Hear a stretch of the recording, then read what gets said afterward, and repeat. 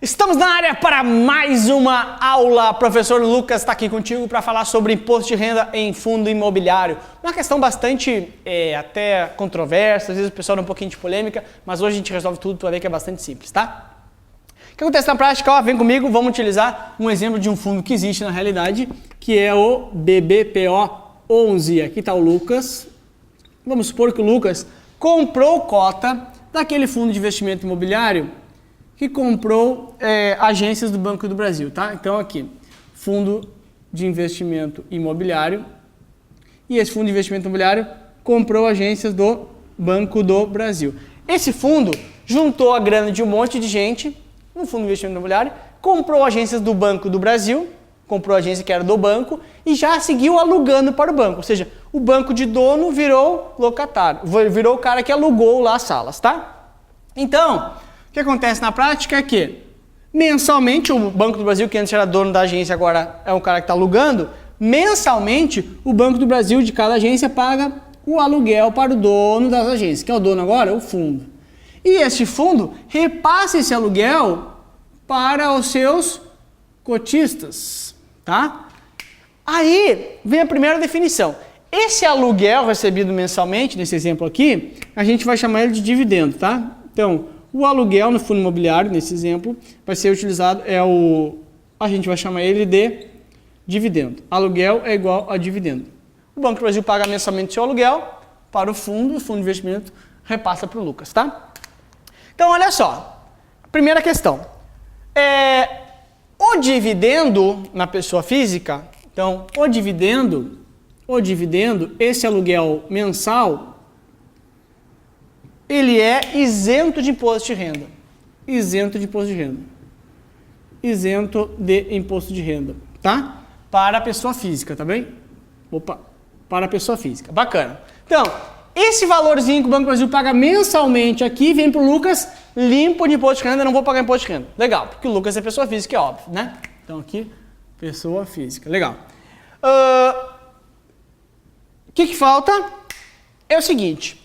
O Lucas, quando adquiriu esse fundo aqui, ele pagou um valor pela cota. Vamos supor que tenha pago R$100, que foi o preço de emissão desse título aqui. A gente sabe que esse fundo de investimento, ou melhor, que o fundo de investimento imobiliário é um fundo fechado. Ou seja, eu, Lucas, não posso voltar aqui no fundo e pedir resgate, só na liquidação no fundo. Mas o que o Lucas pode fazer? Pode vir aqui numa coisa que se chama mercado secundário. Aí tá aqui, ó. O Lucas, tá?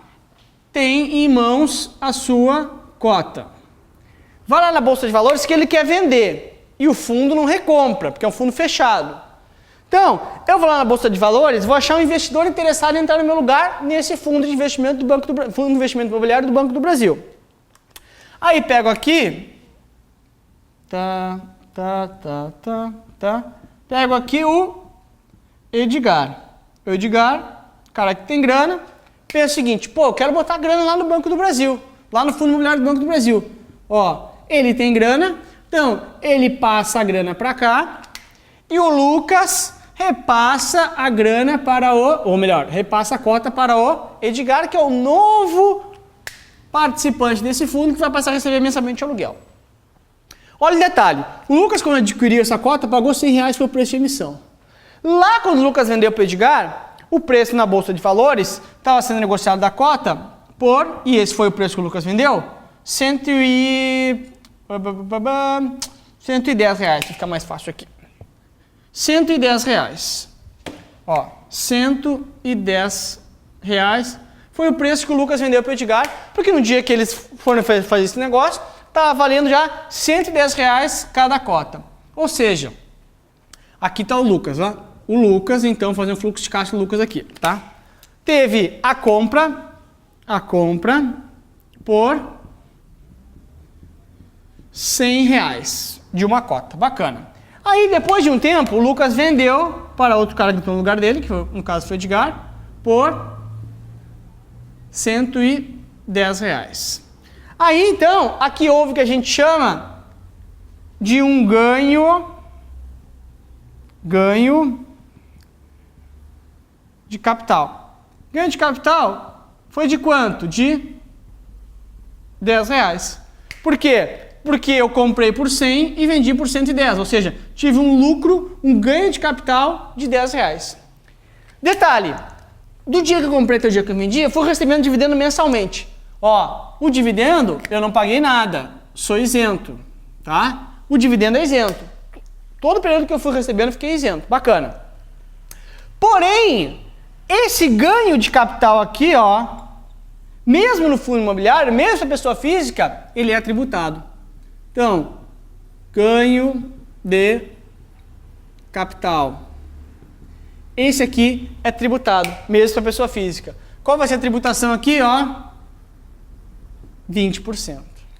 Então, ó, circular bem isso aqui é muito importante, ó. Essa é a grande polêmica que dá às vezes, o pessoal reclama nas questões lá. Pô, Lucas, não era isento, como é que tá calculando 20? Claro, o ganho de capital, o Lucas vai pagar. O dividendo, o Lucas não paga. Agora, se houve ganho de capital, o Lucas tem que pagar. Não tem que fazer, mesmo sendo pessoa física, tá?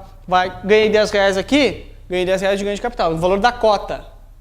Então, tem que pagar, deixar R$2 lá para você dar contas com o leão, tá? Deixa eu apagar esse cantinho aqui que eu vou precisar, tá? Se tu precisar, claro, dá pausa aí no vídeo e olha com calma, tá? Então, ganho de capital, mesmo na pessoa física, vai ser tributado. Mas, tem algumas, para esse dividendo aqui ser isento, tem algumas exigências. Para que o fundo imobiliário dê isenção do dividendo para a pessoa física, tá? Lembrando, pessoa física é isento, tá? A pessoa física, exigência número 1, deve ter menos de 10% do total de cotas. Ou seja, se esse fundo de investimento aqui emitiu 1000 cotas, eu tenho que ter menos de 100 cotas, porque é 10% dos 1000. Ou seja, se esse fundo aqui tem 1000 cotas, tá? Quanto que é 10% de 1000? 100. O máximo de cotas que o Lucas pode ter é 99 cotas para ele ser isento no imposto de renda, que é uma exigência. A pessoa física tem que ter menos de 10% das cotas para ser um cara que não vai pagar imposto de renda. Primeira exigência. Também, esse fundo imobiliário tem que ter no mínimo 50 cotistas. Ou seja, esse fundo aqui tem que ter pelo menos 50 carinhas iguais a mim. 50 carinhas dentro do fundo para formar esse fundo. Pelo menos, no mínimo, 50 cotistas. Além disso, as suas cotas têm que ser negociadas. Cotas negociadas em bolsa de valores ou mercado de balcão organizado.